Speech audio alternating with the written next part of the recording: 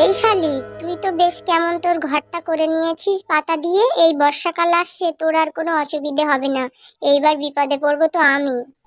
ওরকম করে বলছো কেন? বিপদে কেন পড়বে? আমি তো আছি, দরকার পড়ে আমার ঘরে এসে থাকবে তুমি। আরে আমি তোর ঘরে গিয়ে কি করে থাকবো? তুই ছোট্ট একটা পাখি, তোর ঘরটাও তো ছোট্ট করেছিস। আমি কি অত ছোট্ট ঘরে থাকতে পারি বলতো? আচ্ছা, আমি তো জানি তুমি বড়, কিন্তু তাও আমি তোমাকে বললাম কেন, যাতে তোমার মন খারাপ না হয়। এই শালিকটা না বড্ড পাখা, শুধু মুখ পানানি করে। আমার ভালো লাগে না। আমি সুযোগ খুঁজছি কখন তোরে একটু খাবো, ওই জন্য তো তোর সঙ্গে বন্ধু করে রেখেছি রে আমি, বোকা শালিক। একদিন একটা ধান বাগানের পাশে শালিক পাখিটা চুপ করে বসেছিল।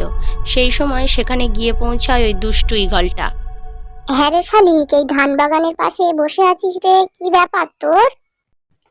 বসে আছি আর দেখছি রে, কি অপূর্ব ধান হয়ে আছে। মনে মনে হচ্ছে গিয়ে সব ধানগুলো খেয়ে নি।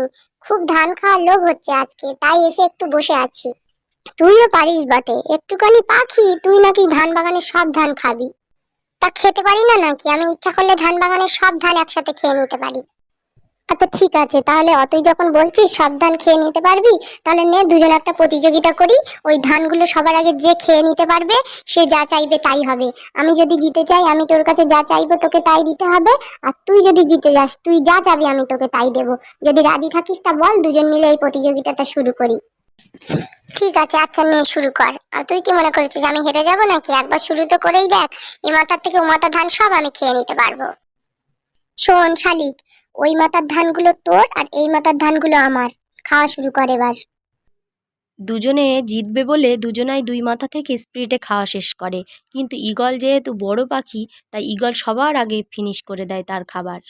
কিরে শালিক, চেয়ে দেখ আমার দিকে, কেমন জিতে গেলাম। খুব তো এসেছিলি আমার সাথে পাঙ্গা লড়তে, এবার কি হবে তোর? দেখ, খেলায় হার জিত উভয়ই থাকে। তা হেরে গিয়েছি আর কি করব। কেউ না কেউ তো হারতো। তা এবার বল তুই কি চাস? আমার অনেক দিনের ইচ্ছা আমি তোকে খাবো, তাই এখন খেলায় হেরে গেছিস যেহেতু, আমি তোর মাংস খেতে চাই রে শালিক। এসব তুই কি বলছিস রে ঈগল? আমি তোকে বন্ধু ভাবতাম, আর তুই অনেক দিন ধরে এই আশা করেছিলি। ছি ঈগল, তোর বন্ধু ভাবতে আমার লজ্জা করছে। এই শোন, ওসব লজ্জা টজ্জা এখন দেখাতে আসিস না। শর্ত অনুযায়ী তুই হেরে গিয়েছিস মানে আমি যা চাইবো তাই। তাই এখন কি তুই কথার খেলাপ করবি নাকি? দেখ, ভেবে দেখ কি করবি। না রে ঈগল, তুই এখন চিন্তা করিস না একদম। আমি কথা যখন দিয়েছি যে তুই যা বলবি আমি তাই করব। তা তুই যদি আমার খেতে চাস, আয়, আমি দাঁড়িয়ে আছি, তুই আমার খেয়ে নে। মরি তা তোর হাতেই নাই মরি। আরে তোর সাথে তো শর্তে পড়ে অনেকটা ধান খেয়ে নিয়েছি, আমি এখন কি করে খাবো?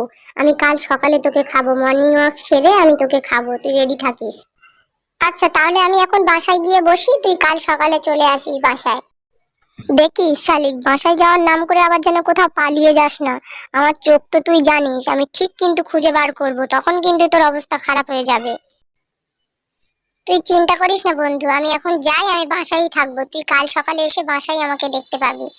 আরে শালিক তো উড়ে চলে গেল, কিন্তু আমি যে পরিমাণ ধান খেয়েছি উড়া তো দূরের কথা, আমি তো এক পাও হাঁটতে পারছি না। কিভাবে এখান থেকে নড়বো? না, আজকে রাতটা আমি এখানেই কাটিয়ে দেবে, এখানেই শুয়ে পড়ি এখন। শালিক বাড়ি গিয়ে মন খারাপ করে বসে থাকে, আর সেখানেই সেই সময় একটা কাক আসে। হ্যাঁ রে শালিক, আজকে তুই বাইরে টাইরে গেলি না, কি ব্যাপার রে? তোর মনটা যেন মনে হচ্ছে খারাপ। আর বলো না গো কাক ভাই, সেই ঈগল তো আমাকে পুরো ফাঁসিয়ে দিয়েছে। আমাকে বলেছেন নে প্রতিযোগিতা করি।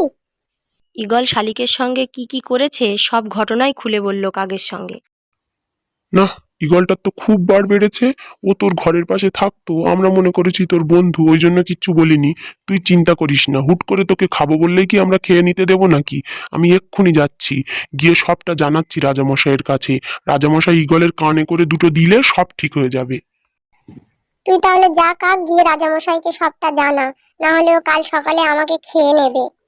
আমি এক্ষুনি গিয়ে জানাচ্ছি সবটা, তুই দাঁড়া। ওদিকে কিছু সময় পর ধান বাগানের মালিক আসে ধান বাগান দেখতে।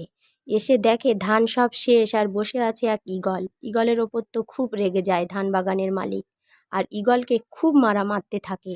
আর ঈগল বাবা গো মাগো বলে লাফাতে থাকে।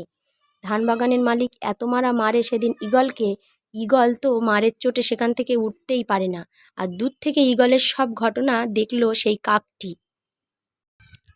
কাক তো ওই ঘটনা দেখেই হনফন করে ছুটে এলো শালিককে জানাতে। এই শালি কি হয়েছে জানিস? তোকে আর চিন্তা করতে হবে না রে, তুই বেঁচে গেছিস। কেন রে কি হলো রে আবার? আমি কিভাবে বেঁচে গেলাম রে? আরে তোরা যে ধান বাগানে ধান খেয়ে প্রতিযোগিতা করছিলি না, ঈগল তো সব ধান খেয়ে শেষ করে দিয়েছে। আর ধান বাগানের মালিক এসে দেখে ঈগলকে ভীষণ মারা মেরেছে, মারের চোটে তো ঈগল ওখানেই অজ্ঞান হয়ে গেছে রে। যাকগে বাবা, যদি তাই হয়ে থাকে খুব ভালো হয়েছে বাবা, আমি এ জীবনে বেঁচে গেলাম।